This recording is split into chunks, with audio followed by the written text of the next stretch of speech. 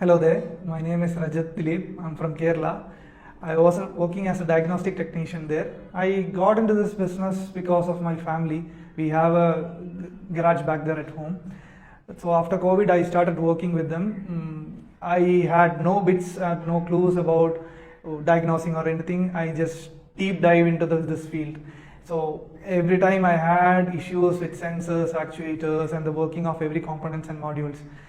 So when I got stuck at places, I found out a way at Train Lab. I found them out of Instagram, and the bio about themselves were pretty good, and especially Sajid sir being a maestro in this field, it was great to join them.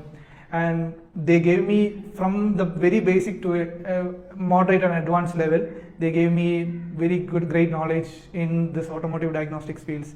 I joined here for Master Automotive Technician as well as ECU repairing course, and so because of that, because they had STEMS accreditation, I was able to land a job in the UK as well. So it was actually a great benefit for me learning at Train Lab.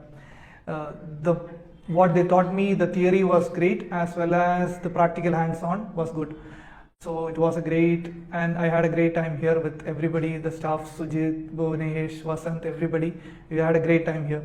So thank you, Train Lab.